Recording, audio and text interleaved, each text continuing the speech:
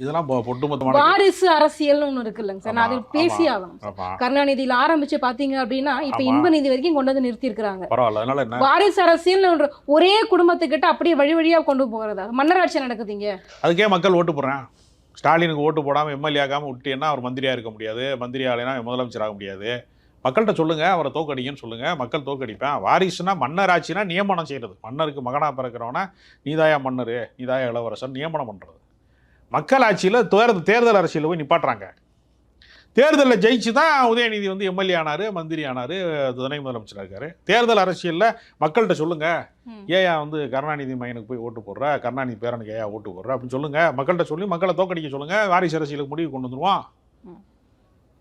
ஜனநாயகத்தில் மக்கள் தானங்க தேர்வு செய்யறேன். மக்கள் வந்து ஒரு குடும்பத்திலிருந்து இன்னொரு தலைவர் உருவாக்கக்கூடாதுன்னு அரசியல் சாசனத்தில் எங்கேயா எழுதியிருக்கா?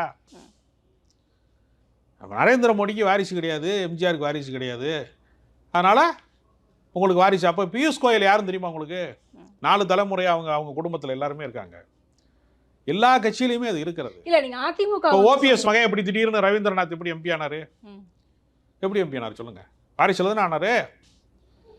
எப்படி டிடிவி தினகரன் எப்படி திடீர்னு அரசியல் வந்தார்? இருங்க, டிடிவி தினகரன் எப்படி அரசியல் வந்தார்? ஜெசிகலாவுடைய குடும்பத்தில் தானே வந்தார். இப்போ எல்லாருக்குமே பரிந்துரைகள் இருக்கிறது. என்னமோ திமுக மட்டும்தான் இருக்குது, திமுக மட்டும்தான் இருக்குன்னா என்ன அர்த்தம்? பியூஷ் கோயல் யாரு, டிடிவி தினகரன் யாரு, ஓபிஎஸ் ரவீந்திரநாத் யாரு? எல்லா கட்சியிலுமே அப்படி இருக்குல்ல. ஓப்பனா சொல்லணும் அப்படின்னா திமுக வந்துட்டு பாத்தீங்கன்னா வாரிசு அரசியலுங்கிறது ஒரு 4 தலைமுறை கருணாநிதி, ஸ்டாலின், உதயநிதி, அடுத்து இன்ப நிதி இப்படி வந்துட்டு இருந்தாலும் இன்பநிதிலாம் இந்த கட்சியில இல்ல. ஏன் சம்பந்தம் எல்லாம் உளறீங்க? ஒரு நிமிஷம், சம்பந்தம் எல்லாம் உளரல சார். அடுத்தது அதானே எல்லா பொது நிகழ்ச்சிகளும் அடுத்து வருவாருன்னு உங்களுக்கு எப்படி தெரியும்? அடுத்த பொது நிகழ்ச்சிகளுக்கு கொண்டுட்டு வரீங்களா? இப்படிதான் உதயநிதியும் பண்ணீங்க, ஸ்டாலினும் ஓப்பனா சொல்லிருக்காரு. அதுக்கு தான் நான் கேக்குறேன், மக்கள் வந்து ஏன் ஓட்டு போறாங்க? மக்கள் விரும்பி தான் ஓட்டு போறாங்க. என்னை தாண்டி என் குடும்பத்துல அதுக்கப்புறம் யாரும் வரமாட்டாங்கன்னு சொன்னாரு, வந்துட்டாருல்ல உதயநிதி வந்தாருல்ல. வந்ததுனால நாட்டுக்கு என்ன கேடு? நரேந்திர மோடியால் அந்த நாட்டுக்கு கேடா, உதயநிதியால் நாட்டுக்கு கேடா? சொல்லுங்க. நாட்டுக்கு அதிகமான கேடு விளைவித்தது யாரு? பண மதிப்பு நீக்கம்னு உன்னை கொண்டு வந்து பல பேரை சாகடிச்சு வரிசை. மோடியால இந்தியாவே உலகரங்களை தலை நிமிர்ந்து நின்றுட்டு இருக்கு. யார் சொன்னது? 4வது பொருளாதாரத்துல பெரிய நாடு இந்தியா வளர்ந்து நிக்குது. யார் சொன்னது? 80% இளைஞர்களுக்கு வேலை வாய்ப்பு இல்லை. கேட்டா போய் சமோசா வீடா அப்படின்னு சொல்லிட்டு இருக்காங்க. யாருக்கு வேலை வாய்ப்பு இல்லைங்க. 40 கோடி இளைஞர்கள் அடுத்து என்ன செய்யறது தெரியாம திகைத்து நிற்கிறான். இவர் ஆட்சி நல்லாட்சின்னு உங்களுக்கு யார் சொன்னது? மத கலவரத்தை தூண்டி விடுகிற ஆட்சி. மணிப்பூர்ல பற்றி எரிந்தது பாத்தீங்களா?